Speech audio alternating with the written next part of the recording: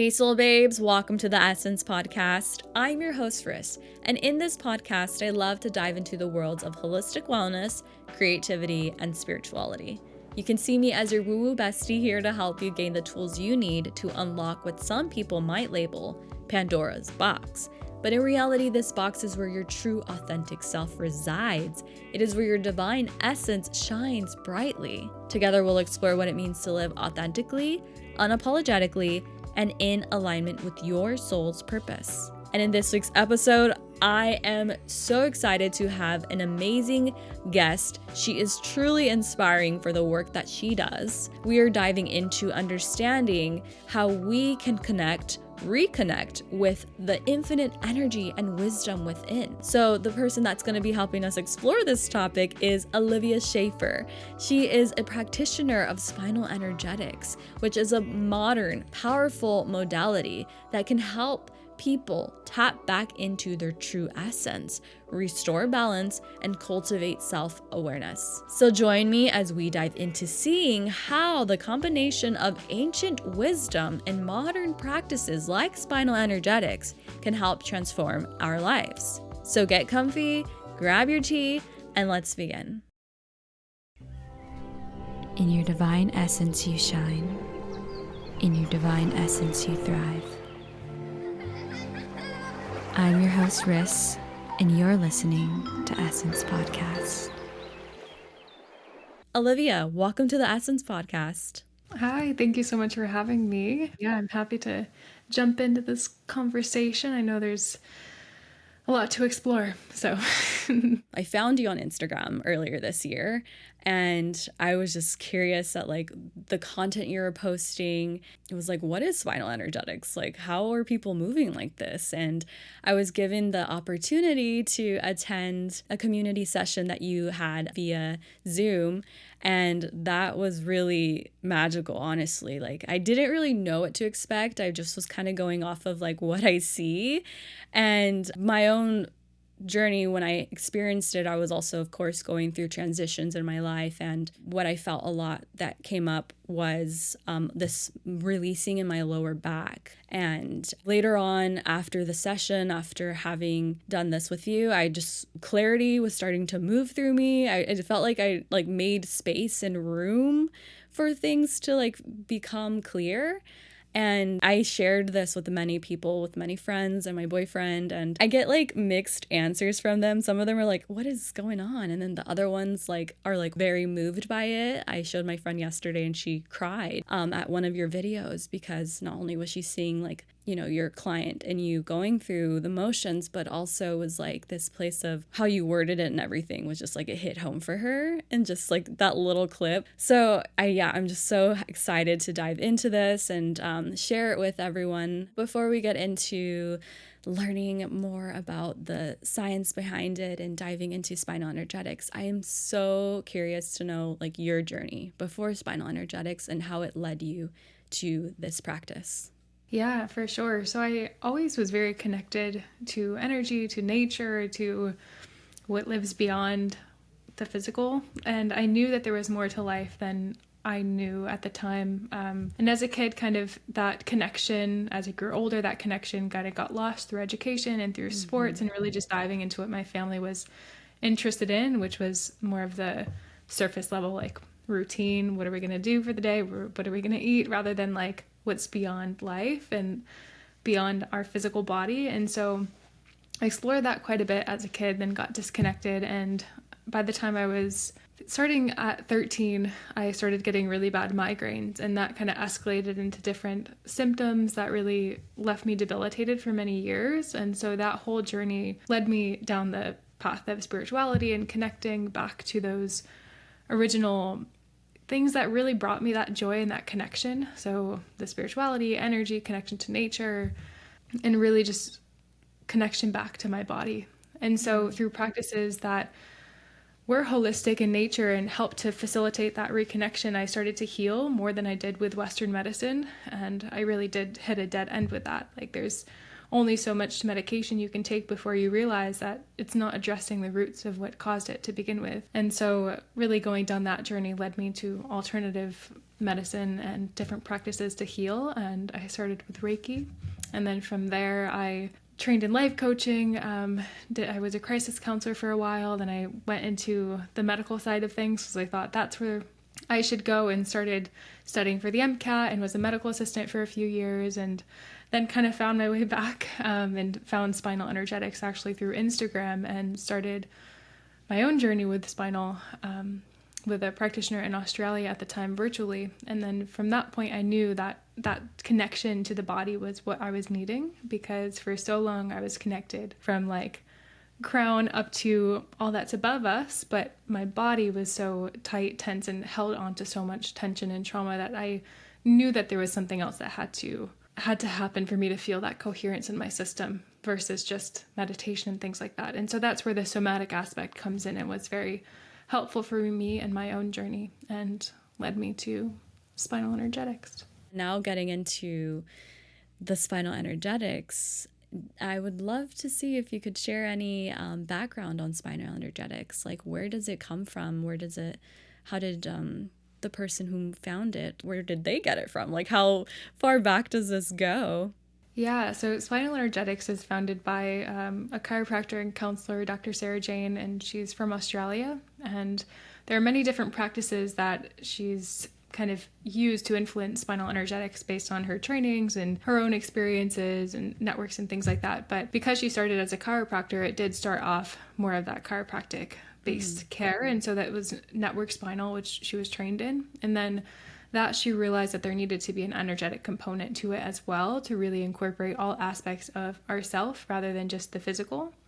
And so that's where the Eastern practices kind of got brought in, and those are inner dance, esoteric acupuncture, transpersonal psychology, Reiki, working with the different chakras and meridians and things like that, and shamanism and many other different philosophies like Hinduism and Buddhism and things like that. But it's really about helping the body to enter a natural state of unwinding and reconnection. And so we're unwinding specific tension patterns along the spine, which is that Western background, bringing in the chiropractic knowledge, while also utilizing the different energy centers and the layers of our consciousness to help our body enter that natural state of unwinding. And ultimately, the goal is to help people reconnect with their ability to know and heal themselves. So that's why it is so empowering, and why I felt so called to it, because it's not something you have to depend on a practitioner forever for. It's really helping you to get to a place where you're able to unwind what's been stored within on your own.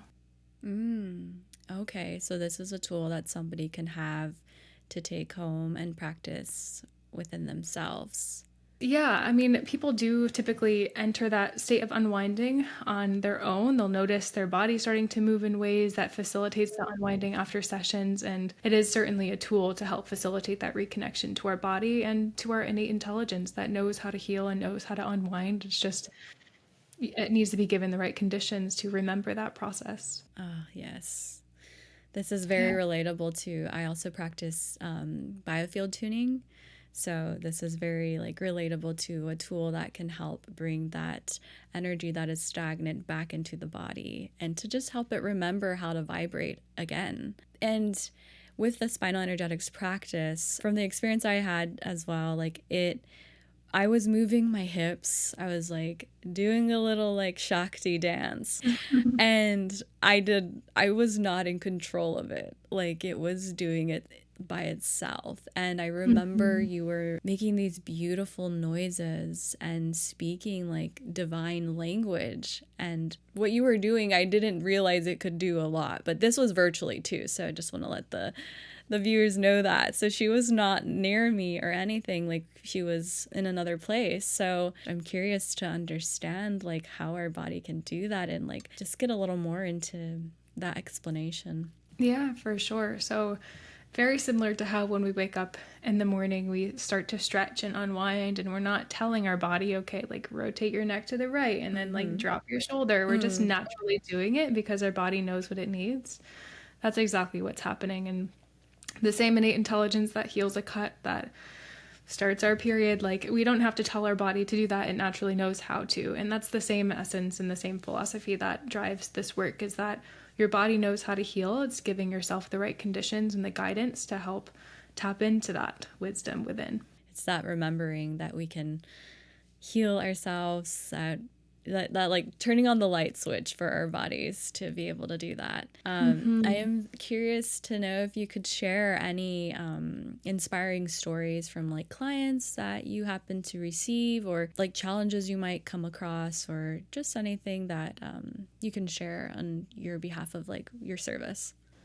Yeah, for sure. So a lot of the people that I work with do come in with different symptoms physically, and they're really looking to address the emotional, energetic roots of those symptoms. And I think it's honestly because of my own journey, and what typically happens is what you've been through, that the energy and the vibration of that tends to attract people who are on a similar path. And so I have had many clients with chronic health issues that have experience significant relief with this type of work long term, because we're really getting to the roots of what's causing the physical symptoms in the first place. Because as I'm sure you know, the body expresses what our mind suppresses, and so really helping to access that initial energetic and emotional imprint of whatever experience in the past contributed to the tension that we now experience in our physical body is really helpful at getting to the root and helping us to access that lasting resolution. And so one client that comes to mind is someone who has had significant migraines, who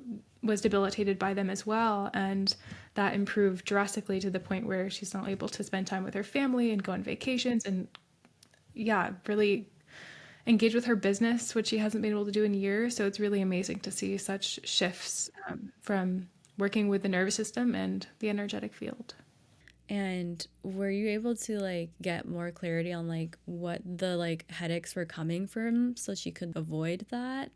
Or was anything like received from her on like maybe something that needed to change in her own environment? Yeah, so typically with migraines and headaches in particular, there's often tension in the upper cervical spine and the occiput.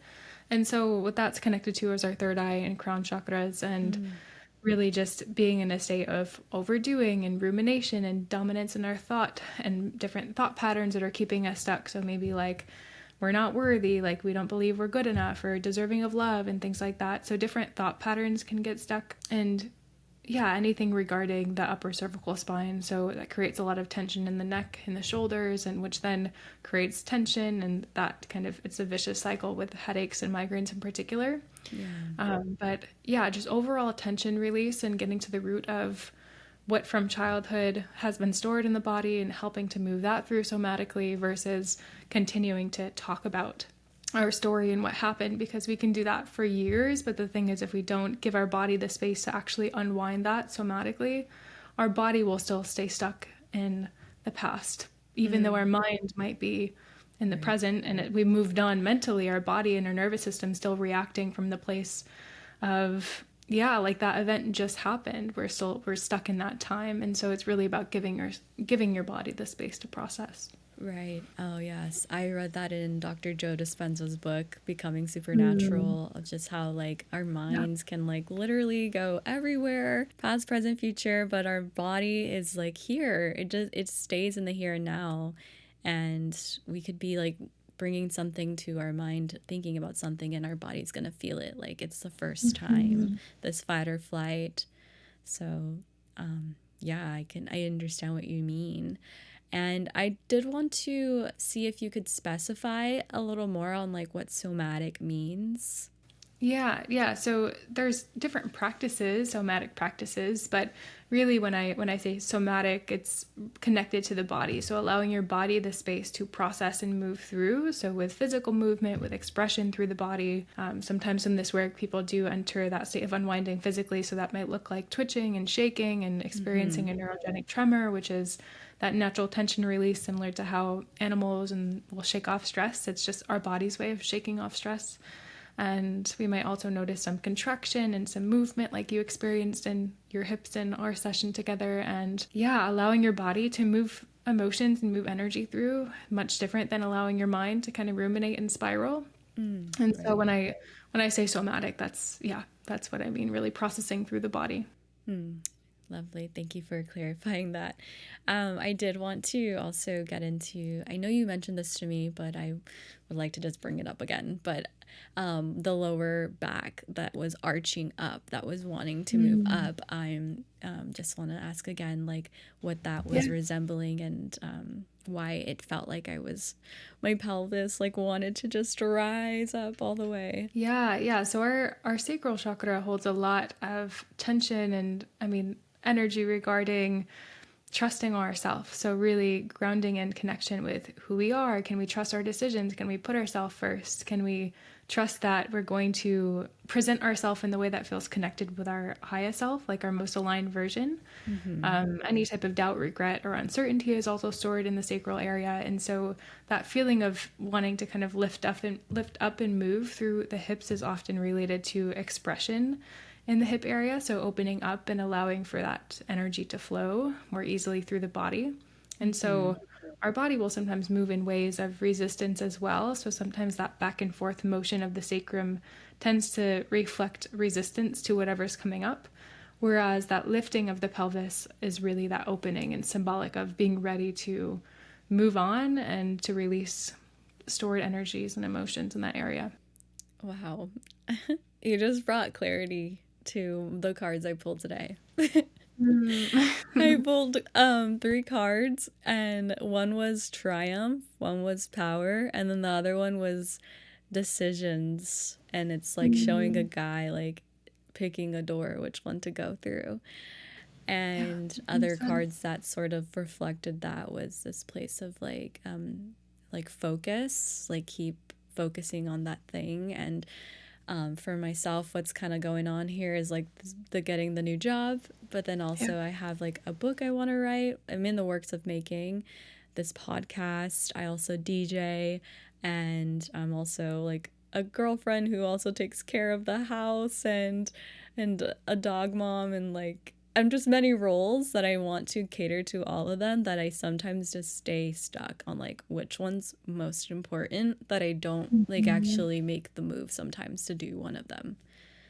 So I could totally see why my pelvis area was like wanting to just like get up and like go, probably, like to push me to do that.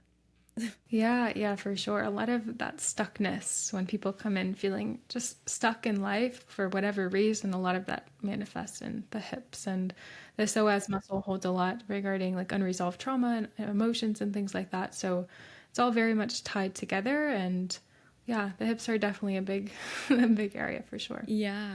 I've seen in the videos that there's like you are like moving around the spine, and like there's like an up and down thing. And is there like what is exactly going on there? Are you like there's strings that you're finding through the energy field? Yeah, so everyone kind of sees it differently. That's exactly how I imagine it, almost like threads that are needing to be reconnected.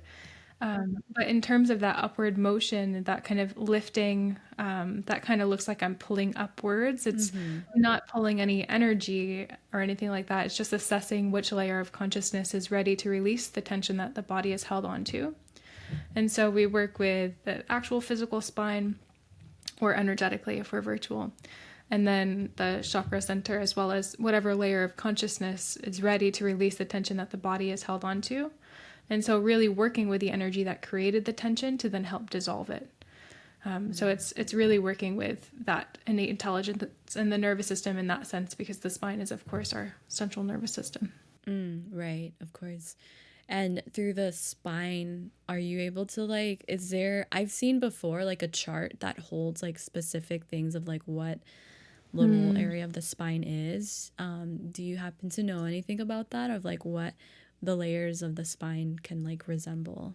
Yeah, so every practice is a bit different. There's like spinal flow, which they have like a different map of the spine than spinal energetics. They are very similar, but there are different vertebrae in the spine that are connected to different organs in spinal energetics. So there's that, and then different parts of the spine are connected to different chakra centers. So the upper cervical spine connected to third eye and crown, mid cervical, throat, and kind of so on, the thoracic Right. heart space and things like that. So yeah, it is all connected to an energy center. Okay, got it. So like spinal energetics, it's working with the chakras and helping like move the energy around within So them. it, yeah, it utilizes the chakra as a vortex of energy to help then unwind the tension point along the spine. So it's utilizing that energy, not necessarily clearing, which is language that people often use in Reiki, or releasing blockages. It's really using that energy center to help unwind the tension along that area of the spine. So when somebody is like doing a session with you, how many times do you like ask for them to like possibly come back to be able to get like a full alignment per se? Yeah, so for best results, I always recommend to have 3 to 4 sessions in the beginning to get started, to really help our nervous system come back into regulation, to learn this new way of processing and unwinding. And from there, it's really checking in. Some people, if they're moving through something big, they continue with a frequency, waiting at least 2 weeks in between each session from that point on. And other people go to book on a maintenance basis, as a way to reconnect and just have that guidance and that practice there for them. And so that maybe looks like having a monthly session or something like that. But it really just depends on what the person's moving through, current symptoms and life situation, things like that. Right. That makes sense. People that are pregnant or, you know, some people that are working through maybe like trying to also heal like a pain or something, like is it bad? Like, should they do spinal energetics or how does that look? Yeah, so there are some contraindications for this work just because some people do experience emotions that come to the surface for healing and trauma release and things like that. And because it can be intense for some people, that's why there are contraindications for safety purposes. So we don't work with anyone who is currently pregnant. If they're also experiencing any type of severe mental crisis, whether that be like if they're experiencing suicidal thoughts or if they're in a dark place mentally, it might not be the best just because it can bring things to the surface that might be a lot to process and we don't have the capacity to process our emotions to begin with. Right. Other things including like psychosis and schizophrenia, any type of like muscle, like any broken bones or any recent surgeries, things like that, when your body needs some time to heal and unwind. Past history of stroke, heart disease or heart issues, that too. So there are some contraindications just to make sure that people are in a good space to be able to process afterward. I know I saw your website and you had like other services that you provide. And how do you tie those in? Do you tie them in to your spinal energetics or are those like separate? Yeah, so in spinal energetics, I do incorporate some Reiki and just intuitive channeling and healing, some of what I did during our session. But I also offer inner child embodiment, which is inner child work paired with somatic embodiment. So that's really helping to reconnect with our inner child, heal the roots of any old patterns, things that our system is kind of stuck in, whether that be people pleasing or like escapism, like not trusting ourselves, lack of confidence, and things like that. So, yeah, I do offer both services and Reiki alone, and that's helpful for people who aren't able to practice or engage with spinal energetics, maybe because they have a heart issue or they've had a past history of epilepsy or something like that. Reiki is better for that person. But yeah, it is very helpful to have that kind of support, both the inner child and the reparenting and reconnecting with that part of ourself that wants to express and be seen and heard, and to really tap into that joy and creative essence, and also allowing your body the space to process and unwind on that somatic level. So spinal energetics and inner child embodiment do go very well hand in hand, and that's why I offer them both. This is speaking music to my ears because I resonate with like this inner child work. It's something that I'm also writing the book on. And I made this podcast because of the like inner child being able to verbally express herself, and creativity is like a really big thing that I treasure, and I love to tap into my own creativity and to share that with others. it's very potent for me. And reparenting ourselves, being able to like unwire some of the things, release some of the ways that we were taught, because as children we were sponges just taking everything in, and as an adult we're just sort of like moving along with what the mirror showed us. And so I feel like that is a very powerful combination that you have there to help allow the inner child to flourish. So I'm curious to know, like, your story on like the development of in the inner child work. Like, what sparked that to be something you wanted to dive into? I mean, my own journey with really navigating that connection and shutting so many parts of myself off for so long because of the fear of judgment and rejection, and the fear that I won't belong and fit in, and all of that, which most of us navigate, especially in like adolescent years. And so really noticing how profound it is to connect with that part of ourselves, to actually get to the root of what's coming up for us. Because often, like we discussed earlier, when we do experience different like reactivity patterns in our life as adults, it often does kind of connect back to things we experienced in childhood.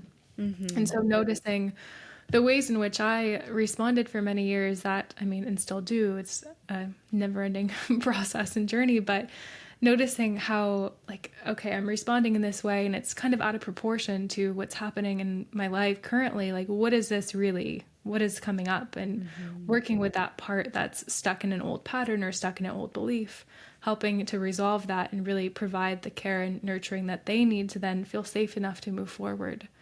And so my own journey then sparked that, the call to then work to help other people through that too, and noticing how profound that can be to then have the ability to sit and hold space for yourself and those inner child parts that are needing that attention and that care, so that they're on board and they feel integrated in the whole, so that we can then move forward with presence in our adult life.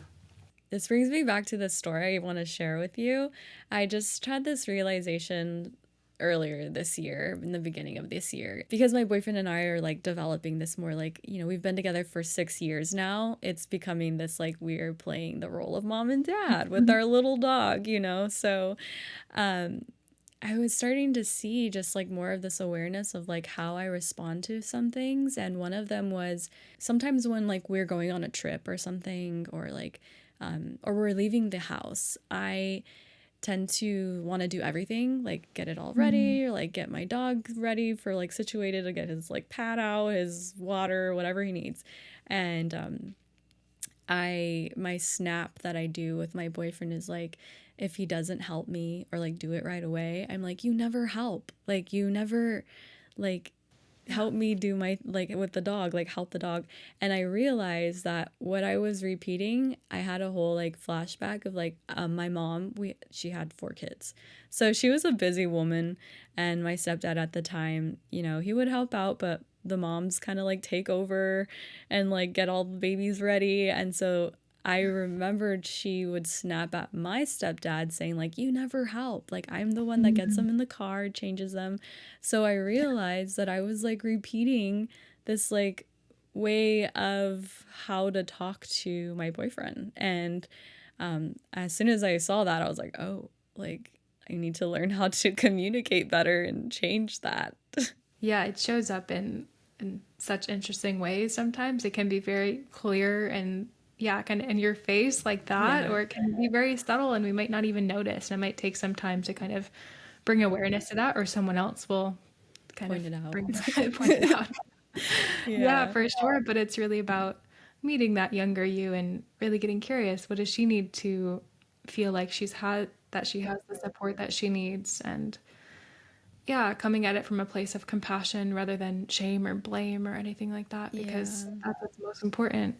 I am also curious to know, you know, you work with other clients and you're taking on these like different energies. And I know through Reiki, it's, you know, divine energy is like this higher energy you're channeling to be able to bring that in. Is that the same for like the spinal energetics? And how do you what is your practice that you do on your own to like find that balance for yourself, or like to stay grounded? Like, what is something that you are able to like clean the slate for yourself, basically, at the end of a session? Yeah, so Spinal isn't a channeling of energy, which is dissimilar from Reiki, which is that channeling of universal life force energy. And so I'm not channeling or giving anything to my clients, and it's really meeting them where they're at energetically. Okay. And so connecting in the sense that I am able to feel what they're feeling. I'm able to tap into that field and locate areas of bound tension and connect intuitively without necessarily channeling or like picking up or taking on their energy, if that makes sense. So Yeah. it is all intention based, and there is a lot of understanding of what's happening. And I mean, some people do have their own practices. I burn some Palo Santo sometimes.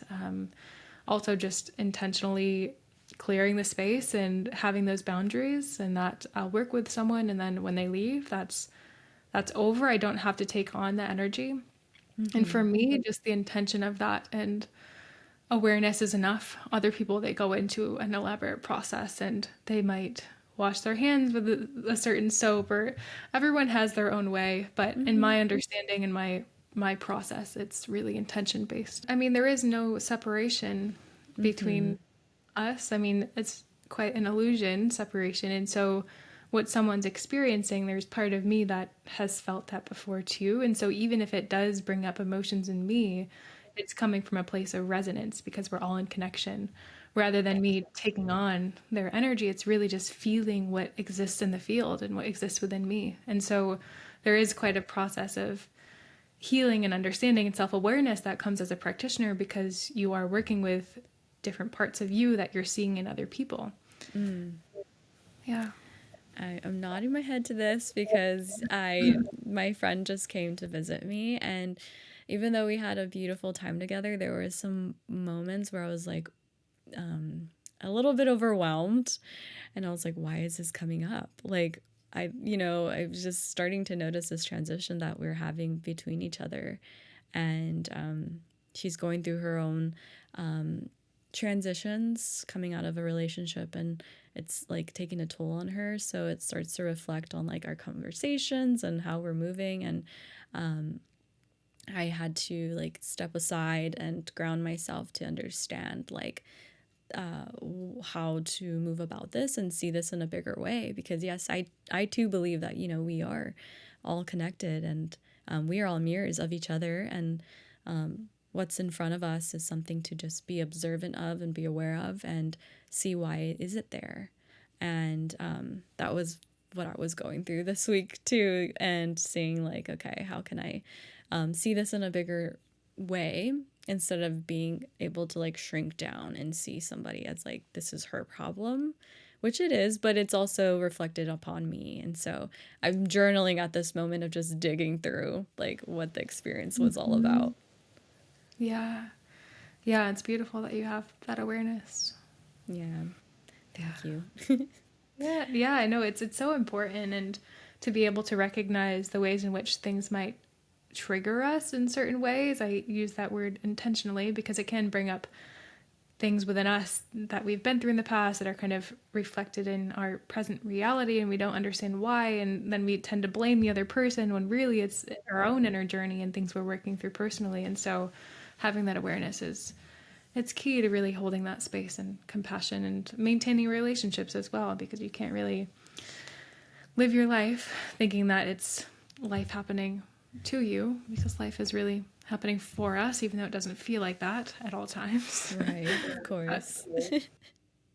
It's getting able to understand that, we are also like, we're more than just the physical. We are spirit having this experience, like you said, and being able to zoom out from time to time.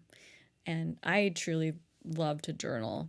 Like, journaling is key for me to be able to like observe everything without having to like constantly like, I love sharing it too with my mom. My mom is also on her own spiritual journey, embodying her alchemist energy. And so I get to talk to her about things and we can analyze them together, but I know not everybody is in that same headspace that's around me. So I use like definitely my journal to be able to find that safe haven of like just letting it out, even if it may sound a little wrong at the time, and to like get the clarity to like adjust and figure out like what is really going on here. Yeah. Yeah, that's awesome that you have your mom to share that with too. I feel like we definitely were meant to be on this plane together at the same time, because it's been just a magical like experience with my mom since day one.